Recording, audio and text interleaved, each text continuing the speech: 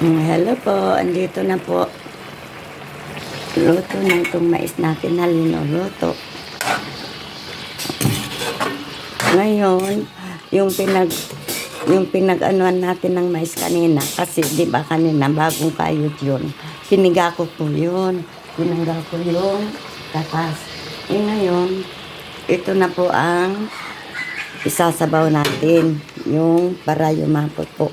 Ngayon, ang gawin natin kasi may tumigas na po sa ilalim. Sa ilalim ganito po, nagiging arena na.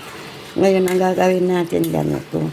Haluin ng haluin hanggang madurog po yung tumigas sa ilalim. Ay ito yung pinagpigaan yung ginagasyas na mais kanina po ito. Ngayon, ito po ang isasabaw para yumapot ng yumapot. Last. Ito po.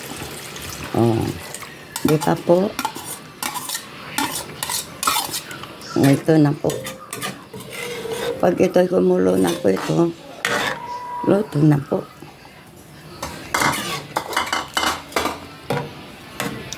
Ito po ay mais na gulay, na mais, dinding na mais. Wala po itong sahog, walang sardinas, walang kamatis at saka ampalaya lang po.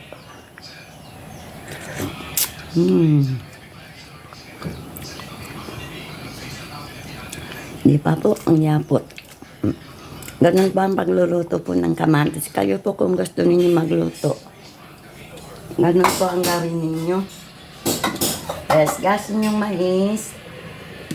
Pagkagasgas ng mais, pipigaan po yung mais na nagasgas. Tapos, ilagay sa kahawong, iiba po.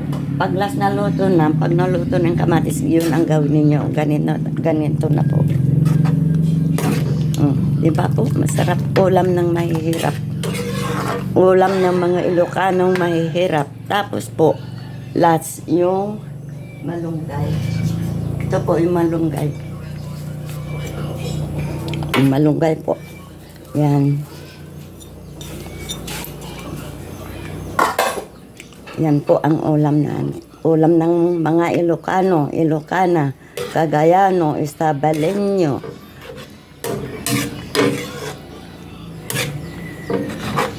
Lahat ng mga Ilocano, alam na nila po itong luto na to po.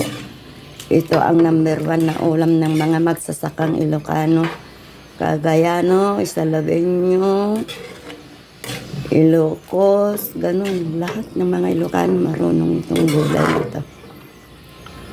Yes, kasi mais ito na po. Maraming salamat. Ang manonood. Tikman pa natin kung masarap.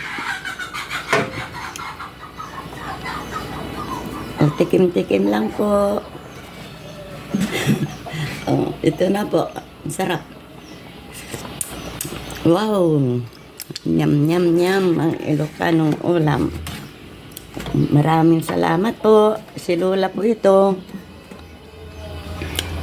Bye-bye.